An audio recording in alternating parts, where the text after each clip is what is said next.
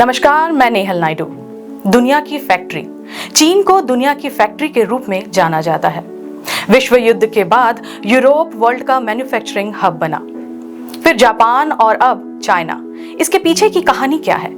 China की अर्थव्यवस्था manufacturing sector में मजबूत है। चाइना के प्रोडक्ट्स पूरी दुनिया में दिखाई देते हैं, यहाँ तक कि लेबर कॉस्ट, टैक्सेस और ड्यूटीज भी बहुत कम है और बिजनेस इकोसिस्टम स्ट्रांग है।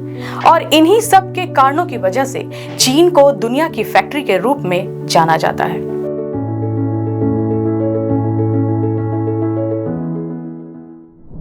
दुनिया के कुल स्टील प्रोडक्शन का लगभग 50% से ज्यादा हिस्सा अकेला चाइना करता है और यही कारण है कि चाइना का स्टील प्रोडक्शन और कंजम्पशन दोनों बहुत अधिक है। स्टील सेक्टर में चीन का दबदबा पूरी दुनिया में है।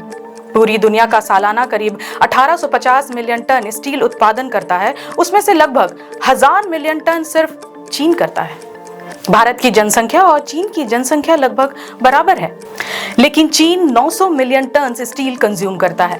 पर यह कंज्यूम करता कहां है, किस सेक्टर में करता है, इसी पे आज के एक्सप्लेनर में बात होगी कि चाइना किन किन क्षेत्रों में और कैसे स्टील की खपत करता है।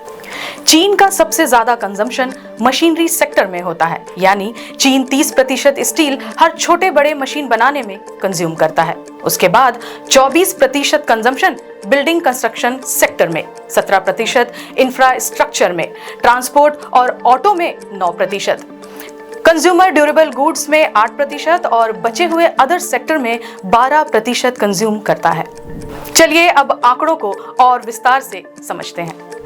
आमतौर पे ये देखा गया है कि डेवलपिंग कंट्रीज में सबसे ज्यादा कंस्ट्रक्शन और इंफ्रास्ट्रक्चर में स्टील कंज्यूम होता है। हालांकि चाइना साल 2010 में कंस्ट्रक्शन और रियल एस्टेट सेक्टर में 42% स्टील का कंजम्पशन करता था, वहीं 2023 तक ये घट के 24% रह गया है। पर मशीनरी सेक्टर में इसका विपरीत हुआ है। साल 2010 में चाइना अपने टोटल स्टील कंजम्पशन का करीब 20% मशीनरी सेक्टर में कंज्यूम करता था, वहीं 2023 में यही बढ़कर 30% हो गया है। दिलचस्प बात यह है कि चाइना के एक्सपोर्ट किए गए माल में 50% अधिक मशीनरी कंपोनेंट्स और स्टील से रिलेटेड अदर आइटम्स शामिल हैं।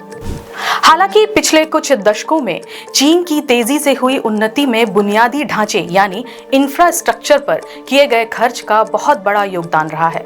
चीन ने हजारों मील लंबी रेल लाइनें, अत्याधुनिक पुल, फ्लाईओवर, सड़कें, बंदरगाह, हवाई अड्डे आदि का निर्माण किया है, जिससे न केवल रोजगार सृजन हुआ बल्कि नागरिकों के जीवन स्तर में भी सुधार हुआ। लेकिन पिछले कुछ वर्षों में विशेष रूप से इसकी वृद्धि दर में कमी आई है। बिगमिंट के अनुसार 2022 में बुनियादी ढांचे में निवेश की वृद्धि औसतन 8.55% थी और 2024 के अंत तक ये घट के औसतन 6% हो गई है। वहीं दूसरी तरफ समीक्षा की जा रही है कि ट्रांसपोर्ट क्षेत्र में स्टील की मांग में 3% की गिरावट आई है, लेकिन उद्योग द्वारा इस्तेमाल किए जाने वाले स्टील की मात्रा में वृद्धि हुई है।